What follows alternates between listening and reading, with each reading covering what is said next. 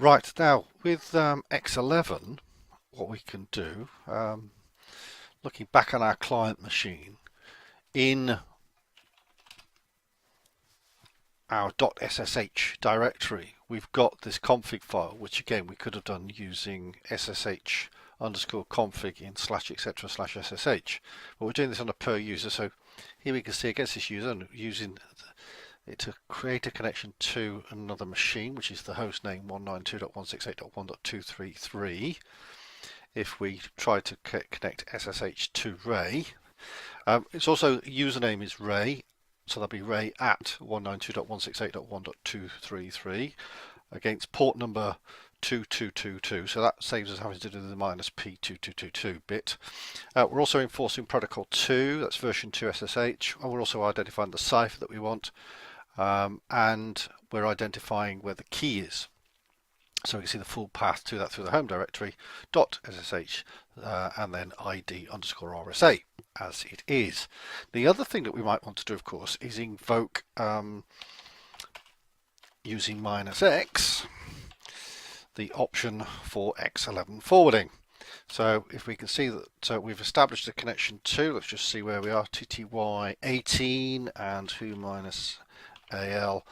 Indeed, we are creating a connection here, a remote connection coming in. And then what we can see is, of course, that we are there. If we do an IF config against that, we can see essentially where we're connected to.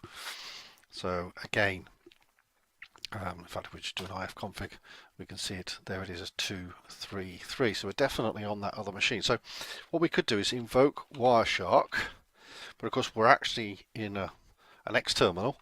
So what we could do here is invoke Wireshark and see if that runs X11 style. So we'll get the window here rather than up on the server, of course. So we should see that coming up. And there it is. So it is running Wireshark. We can see the interfaces that it's operating over, ENP03 and so on and so forth. Let's clear that filter and then just pick that interface and away we go. I'll just double click there to get that going, and we can see that the source address here 233 is very much the device that we can see here at this end. The 220 that we see here coming through here is because, of course, we've got VMs hosted on other machines. So we can see we've got the session going through, and if the source port and the source IP address match, well, 233, there's a source IP address of 233, source port of 222, that's the server. So we can see the server end of the communications, and again, that's reinforcing that that's effectively where we are. ENP03 is in fact on the remote machine. Okay, so good stuff. Yeah, as you would expect. Of course, what we could do is on the remote machine is we could invoke, and I'll do this sort of off camera, and what we could do is ping through to the other end of the connection. And if we put an ICMP filter on, apply that,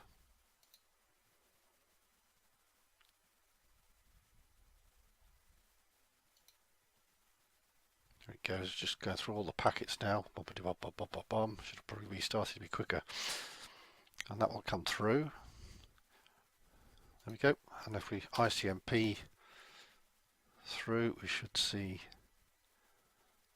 those packets coming through.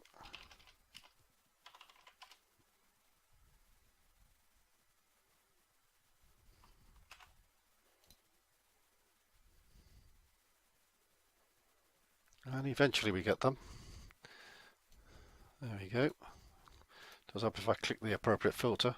We see those ICMP messages coming through, and again, if we look at the source of those and their destination, so we'll look at the request.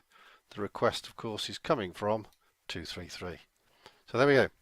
proof that this is indeed operated from the server. Stop quick without saving and stuff. We should see that session then drop out. Okay, good. So that proves that X11 is working nicely for us on that connection. And of course we can exit out of there, and that should bring us back TTY 17. Right, that's good. We're actually back at the local end of the connection. We're back here on the client machine. So all is good, as they say. If you remember, we had 233 at the other end and 232 at this end. Jobs are good, and there we go. And that sort of then proves and adds in that sort of X11 forwarding as well. So if we have a look at that config file again, we'll go in and nano it. So we can have a look in here. What we could add is we could add our own local forwards to this as well. So we could do a local forward. So this is doing that sort of tunneling exercise for us as such. And of course what we could have here is a port number that's going to be forwarded through the tunnel through to a target machine.